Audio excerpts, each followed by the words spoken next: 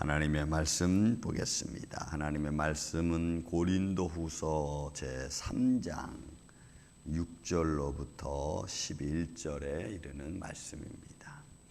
고린도후서 제3장 6절에서 11절 말씀을 교독하겠습니다.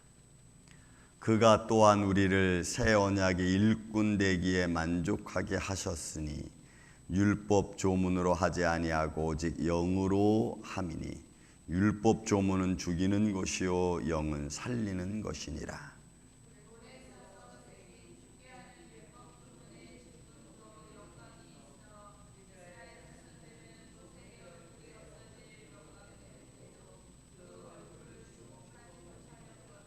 하물며 영의 직분은 더욱 영광이 있지 아니하겠느냐.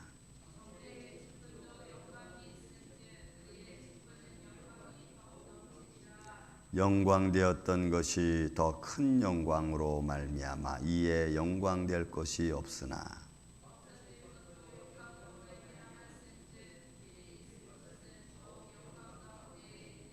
아멘.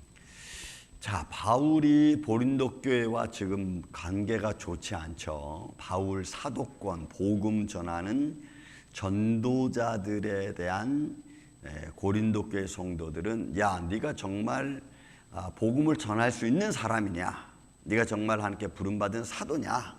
라고 반문하면서 오히려 내가 그런 걸 증명해봐라 이렇게 말을 하니까 바울이 참 답답했습니다. 그래서 그들에게 했던 말이 야, 너희가 우리의 편지, 너희가 우리의 증인이 아니냐 할 정도로 말하죠. 왜 복음을 들었던 너희, 그리고 그 복음 안에서 행했던 너희, 그리고 복음으로 말미암아 너희가 받았던 하나님의 은혜, 이런 것들을 쭉 이야기하면서 너희는 우리의 편지고 또 그리스도의 편지라고까지 그들에게 사실 복음을 들은 너희가 바로 내 증인인데 무슨 더 증거가 필요하냐라고까지 이야기하는 모습을 보았습니다. 그러면서 이제 6절부터 오늘 11절까지는 이런 우리로 하여금 이렇게 너희로 하여금 복음을 전하게 했던 우리는 바울이 말하기를 새 언약의 일꾼이라고 자기를 표현합니다. 여러분, 이 새 언약의 일꾼은 구약의 모든 것들을 예수 그리스도께서 완성하시고 그리고 이제 하나님 나라에 갈 하나님의 새로운, 그러니까 새 언약도 새로운 복음, 생명에 대한 것을 전하는 그런 하나님의 부름받은 일꾼, 종이다 이렇게 표현하는 거죠. 그런 여러분, 구약과 신약을 이 바울이 새 언약과 옛 언약으로 바꾸었고 또 율법과 은혜로 믿음으로 여러분 이렇게 바꿔지는 거죠. 그러니까 예수 그리스도가 이 땅에 오신 것은 말씀이 육신이 되어 우리 가운데 거하는 것은 엄청난 변화를 이야기하는, 그건 구약에 이야기하고 있는 모든 생명 대신 살아계신 주 여호와 하나님이 그대로 인간 가운데 여러분 거하시는 사건의 역사를 말합니다. 여러분 보세요. 한번 에덴 동산의 하나님, 아담이 에덴 동산에서 동산에 거니시는 말씀, 하나님의 영광을 받고 그 영광이 하는 에덴 동산의 하나님이 여러분 신의 산으로 오시잖아요. 신의 산으로. 에덴 동산의 하나님이 신의 산의 하나님으로 오시고 신의 산의 하나님이 율법을 주시고 장막의 하나님으로 오시잖아요. 장막 가운데 하나님. 그리고 장막 가운데 계신 하나님이 선지자를 통하여 나타나신 하나님으로. 그리고 그렇게 보였던 선지자를 통하여 말씀하시던 그 하나님이 말씀으로 육신이 되어 이 땅에 오시잖아요. 그러니까 여러분, 하나님은 애초부터 자기 형상과 모양을 닮은 존재들과 같이 하기를 원하셨고 그렇게 말씀으로 오신 예수님은 구약에 있는 모든 것을 완벽하게 성취하신 하나님으로 오시잖아요. 그래서 여러분, 안식일이, 여러분 제가 지난주에 한번 잠깐 설교 중에 말씀했는데 안식일이 중요하고 안식일이 회복돼야 된다면 예수님은 안식일에 부활하셔야 돼요. 네? 근데 구약의 안식일에 예수님은 어디 계셨죠? 죽음 가운데 거했다고. 죽음, 무덤 속에 있었다고. 그리고 안식 후 첫날 예수님은 부활하셨다고. 이게 뭐냐면 구약의 모든 율법을 완성하신 하나님의 모습으로 오시고, 이제는 구약의 안식이 아니고 신약의 안식이에요. 그 안식은 부활의 안식이고 에덴 동산이 아니고 이제는 영원한 하나님의 나라로 회복되어지는 거예요. 이게 새 언약 중에 하나입니다. 그래서 에덴 동산의 육신의 영원함이 아니고 이것이 완전히 부활해서 하나님의 보호자에까지 우리가 갈 수 있는 영광으로 여러분 업그레이드 된 거라고. 그래서 하나님의 보호자에 갈 수 없는 존재를 하나님의 보호자에까지 들어갈 수 있는 존재로 우리를 하나님이 만들어 놓으신 거예요. 이게 부활이거든요. 이게 새 언약의 일꾼이에요. 그래서 이 새 언약의 일꾼이라는 말은 너무나 중요해요. 근데 그럼 새 언약의 일꾼이 누구냐라고 말할 때 그는 하나님께로부터 부름받은 자입니다. 그럼 부름받은 자는 목회자? No. 모든 성도들이에요.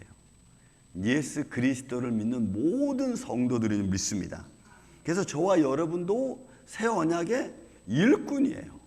그 일꾼 중에서 이렇게 조금 이렇게 그 위치가 좀 다를 뿐이에요. 그 위치. 왜 나는 목회자는 강단에서 매주 이렇게 선포하고 성도들은 자기의 삶의 환경 속에서 그리스도의 영광을 새 언약을 증거하는 자로 전도자로 삼으신 거예요.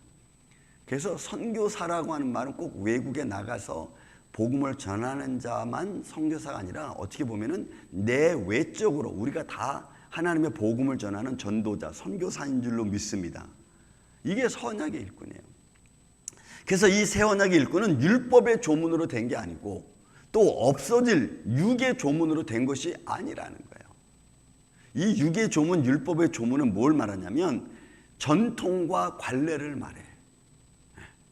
그러니까 그들의 전통과 관례를 따라 이루어진 그런 일꾼이 아니고 영의 일꾼으로, 부름받은 자 일꾼으로 본문에 있는 말씀처럼 하나님의 언약으로 말미암아 이루어진 그 일꾼을 이야기하는 거예요. 그래서 영의 직분이라고 표현하는 겁니다.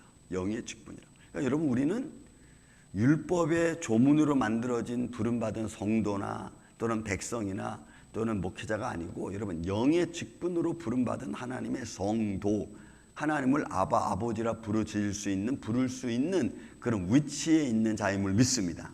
이게 영의 직분이에요.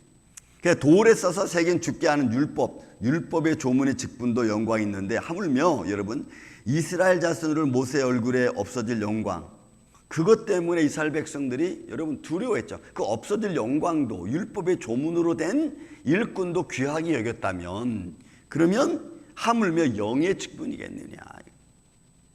그러니까 이거는 한 단계 업그레이드 된 겁니다. 그래서 여러분, 우리 믿음이 너무너무 중요해요. 제사장, 여러분 제사장이 오늘날 뭘로 바뀌어집니까? 구약에 불렀던 제사장이 교사와 목사와 사도로 부름을 받잖아요. 그리고 성도로 부름을 받고. 이게 다 새 언약의 일꾼의 모습입니다. 만민에게 복음이 전파되어지고 그 만민에게 복음이 전파되어진 이후로부터 하나님은 이제는 온 세상을 하나님 구원의 대상이죠. 여러분, 이스라엘 백성들을 놓은 것은 여호와 하나님, 전능하신 하나님, 창조자 하나님 계시다는 것을 증거하는 증거자였죠. 그러나 이제는 그것이 영의 직분으로 바뀌어진 거예요.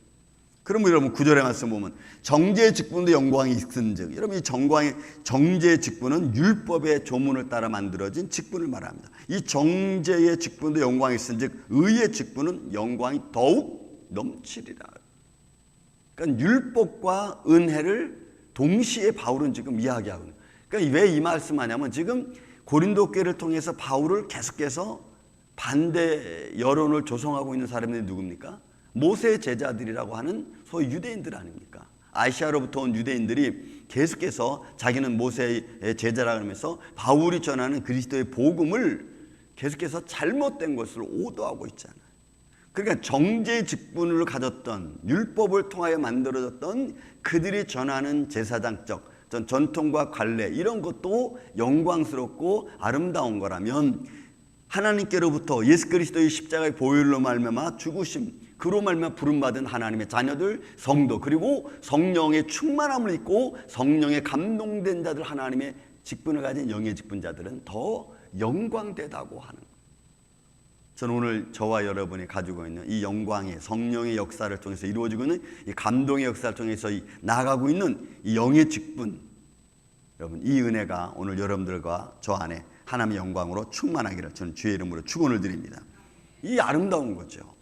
그래서 바울은 지금 고린도 교회를 통해서 그 유대로부터 온 그 아시아로부터 온 유대인들이 계속해서 율법의 조문을 통하여 복음을 계속 말살시키고 잘못된 것을 오도하고 있는 그들에게 있어서 십자가로 말미암아 주어진 직분이 아름답다라고 계속해서 선포하고 있는 겁니다. 그러므로 여러분 10절 11절도 3장 고린도후서 3장 10절 11절 영광되었던 것이 더 큰 영광으로 말미암아 이에 영광될 것이 없으니 없어질 것도 영광으로 말미암았은즉 길이 있을 것은 더욱 영광 가운데 있겠냐.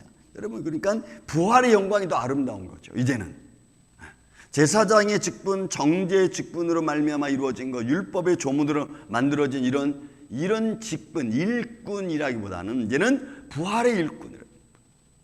그래서 다시 말씀드리지만 여러분 예수 그리스도께서 만약에 구약의 안식일을 부활시키려면은 예수님은 부활을 여러분 금요일날 하셨어요. 안식일날 그들이 말하는 안식일날 했어야 되는 거예요. 근데 여러분 그렇지 않잖아. 옛 것은 지나가고 이제는 새 것으로. 그래서 우리는 부활되신 예수님을 찬양하고 기념하는 겁니다. 예수님이 여러분 그 만찬을 통해서 하신 말씀 뭐예요? 너희가 이것을 먹을 때마다 나를 기념하라. 여러분 부활하신 주님을 우리가 기념하고 부활하신 주님의 그 시간에 우리가 참여하고 영광된 직분에 같이 나아가는 거예요. 그러면 이것을 더 큰 영광으로 말미암아 여러분 하나님의 부활의 영광입니다. 그리고 이것은 없어질 것이 아니고 없어지지 않을 영원한 것이라는 거예요.